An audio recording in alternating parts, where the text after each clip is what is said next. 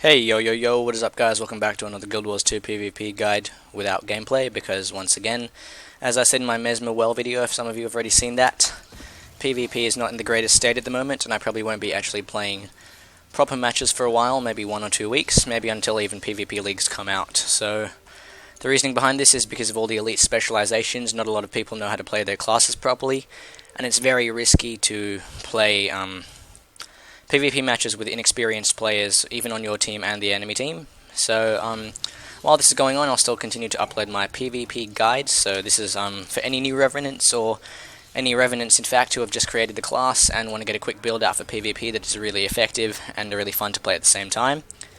I've actually tested this out in PvP with a 5-man comp, but watching a video of 5 people stomp a whole team of pugs isn't very fun, so I just decided not to upload the clip of that. So yeah, let's get into the build and some traits, utilities, skill combos, things like that, just the usual. So I've been playing around with Revenant quite a lot.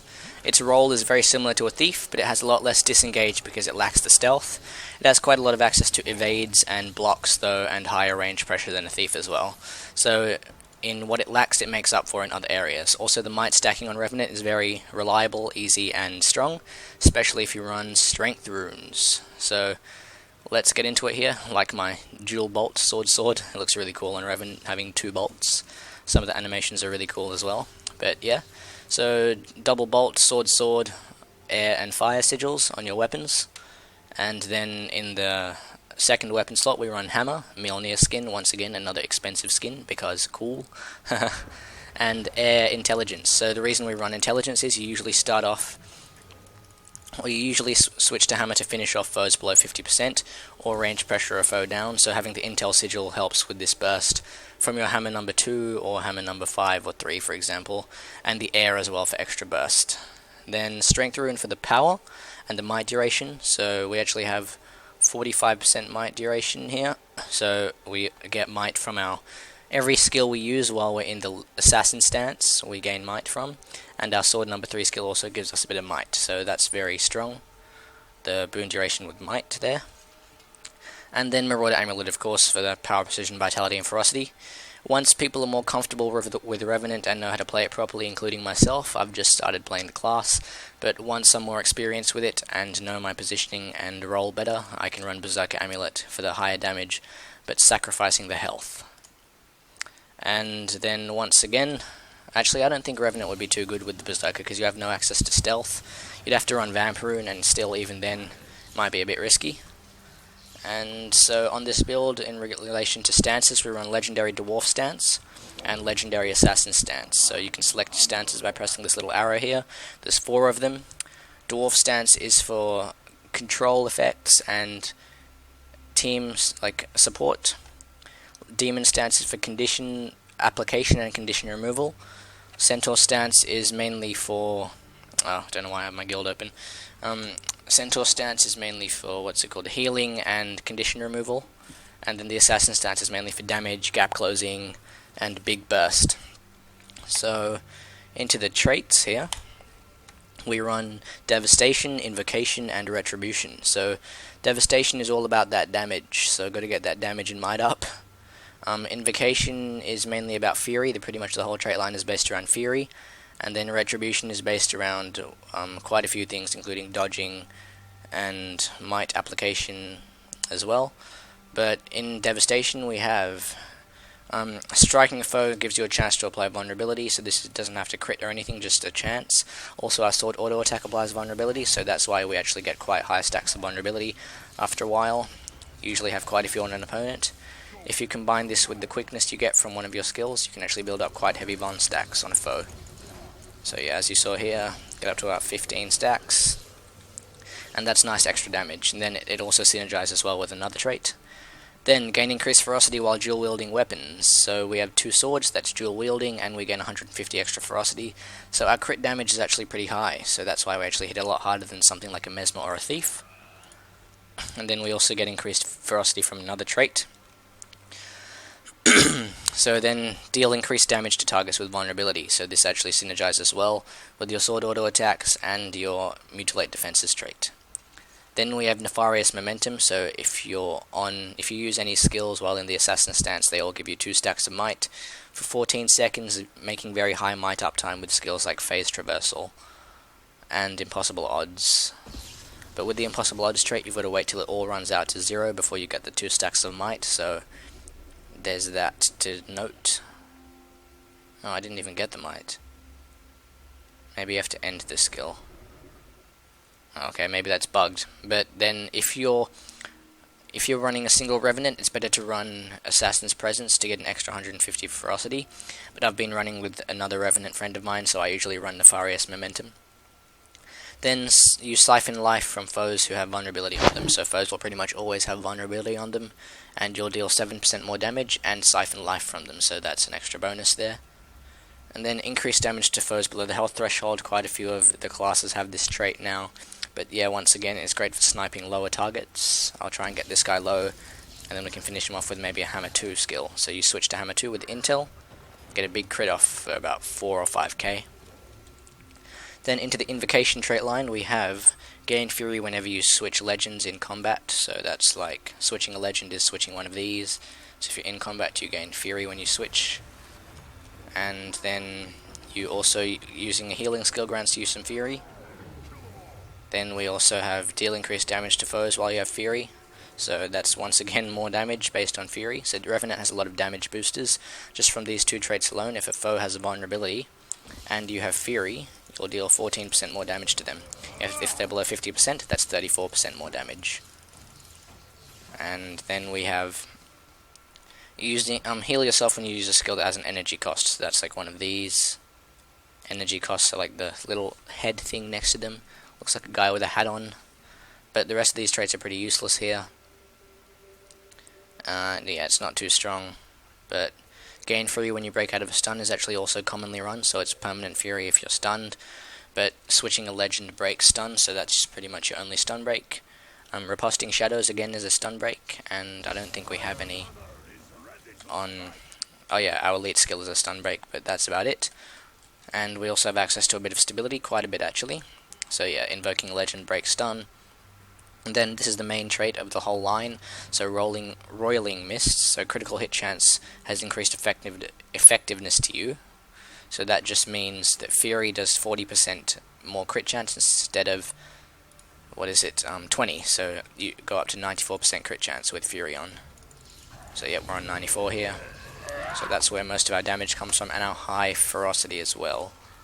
When we run Assassin's Presence. Let's just get out of combat here.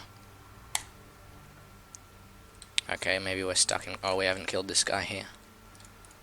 Let's quickly kill him. Oh wow, we got ourselves in combat again. Okay, sorry about that. Then, in the Retribution trait line, we have a chance to, when struck, to gain endurance, so a little bit of extra dodging there. And that has a 10-second internal cooldown. So yeah, if you see this here, I got out of combat, right? Okay.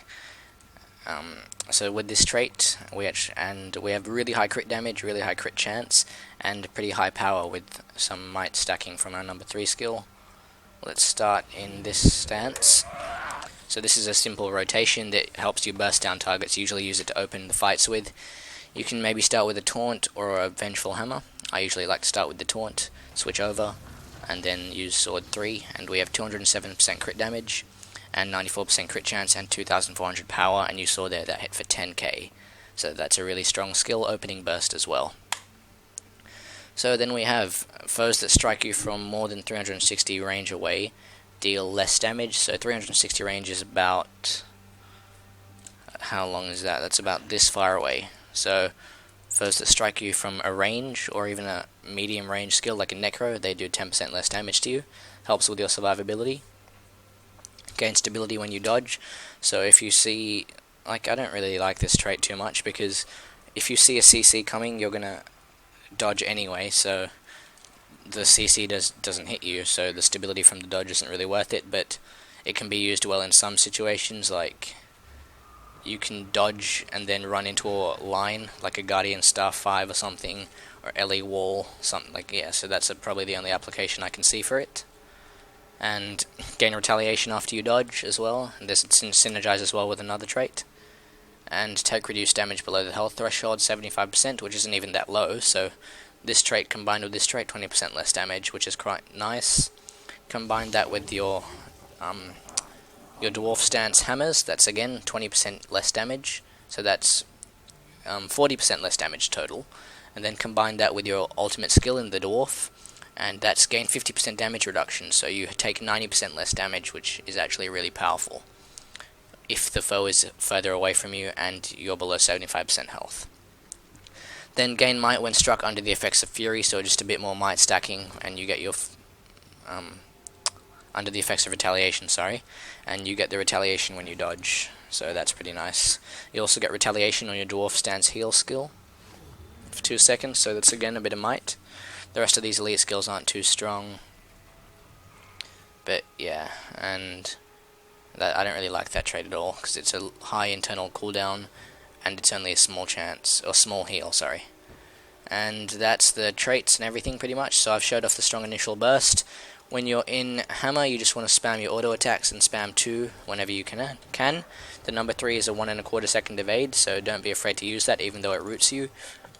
The number 4 is a big wall of reflection that you can still attack while it's up. And number 5 is a bit similar to Dragon's Tooth, where you drop this big thing on top of someone's head, but this one knocks them down for 2 seconds, so it's great for dropping it on a downed body. The heal skill removes 3 conditions, and it's quite a high heal, and gives you a bit of retaliation. Then we have the taunt and slow. So yeah, you can kind of interrupt skills with this. Taunt makes them run towards you, and slow just makes them run slowly, so it's mainly used for the interrupt. Then the hammers are mainly for the reduced damage and condition damage, but they do a tiny bit of damage and healing, but that's not really what it's used for. And they tick 7% less per second, so that's 1 bar, I believe. 2 bars, sorry. And then we have Inspiring Reinforcement, which is a really cool skill. It drops a brick road on the ground that gives you pulsing stability to enable you or your allies to stomp. So if you see an ally stomping an enemy, you can drop this on them to help them out with the stomp. Also, it's a lightning field, so you can blast it for swiftness. And it pulses weakness on the point, so that's again pretty strong. The Right of the Great Dwarf reduces damage by 50% to you and your whole team. It's also a stun break and lasts 5 seconds. If you have 100 energy, so while you're in combat your energy automatically goes up, but when you're not in combat it stays at 50. I think you can stack this to 10 seconds if you pop it one after the other in quick succession. Let's try that here, 5 seconds. Oh no, you can't, but you can pop 2 in a row, and pretty much almost 3 in a row if you're in combat, for the massive damage reduction. And then in Assassin Stance, our heal skill is a bit interesting. I don't really like it too much, but it's very offensive, so it siphons health. So it gives you 6 stacks of this buff, and this buff siphons health and deals damage.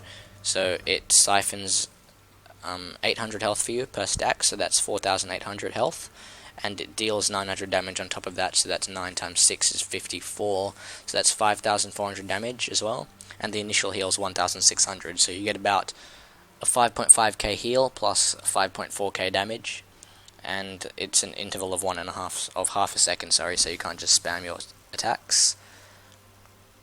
And that combined with that is about a 10k heal, so your Dwarf stance heal plus this heal. And then Phased Reversal is a really fun skill that it gives you an unblockable buff, which means your next attacks can't be blocked. And it's basically just used for the gap closer and a bit of damage, so you can teleport to your opponent. Really great for catching up to opponents, and if you see someone on a point, you can quickly catch up to them. Let's say this is the far point and I'm at mid, you can just spam Phased Reversal and get there really quickly. And then the number 8 skill gives you quickness and super speed to help you get around faster. And it also is really great for cleaving down with your sword auto attacks because you have the quickness, and sword auto attacks do a lot of damage.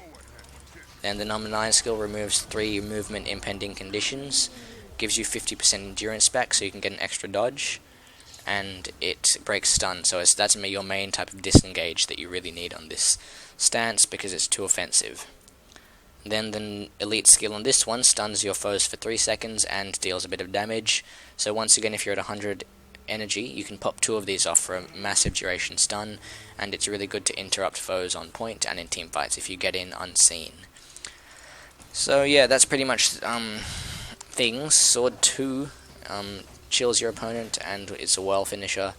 The number 3 evades for 2 whole seconds, and it follows your opponent, so you can make some pretty flashy plays, like it follows them wherever they go. So let's say you start sword 3 on this guy, and he blinks over here, your sword 3 will follow him over here, and you'll be over there with him when he ends, so they can't really do anything to get away from that other than evade or block.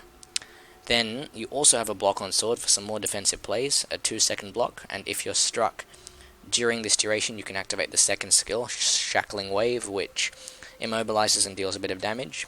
What I recommend you do is block a big incoming attack, and then they stop attacking you, and then you release the Shackling Wave, and then activate your quickness and quickly burst them down with some sword auto attacks. Then we have Grasping Shadow, which hits the foe, and you leap backwards or shadow step backwards, and you pull the foe to you. So it's an interrupt, and it's a bit of damage, and you can get off point with it as well, so that's nice. And then, yeah, I really like the auto attacks, actually. It's one of my favorite for all classes. And you guys should play around with it, maybe try the unranked PvP, because currently there's no ranked PvP. The season isn't out yet or whatever. You can maybe try it out in Stronghold, but I don't really like playing that. Oh cool, they added Revenant. I didn't see that. I've only played 10 games. Yeah, so sorry, I just was looking at that. That's cool, Revenant's red, and they added it to the big circle. And so yeah, that's that. You can play it in PvP. Hope you guys like the build. Subscribe for more videos, and maybe soon I'll make a Revenant class guide. Also leave some suggestions or feedback for any builds or anything you want me to play. But apart from that, I'll also be testing some out myself. Hopefully a Tempest or Scrapper video can come soon, because I really like those. Also, the Reaper is really strong in PvP, surprisingly. So Celestial or Soldier Reaper, very difficult to kill. And yep, subscribe for more videos, like this video if you feel that it was informative and helpful, and see you guys next time.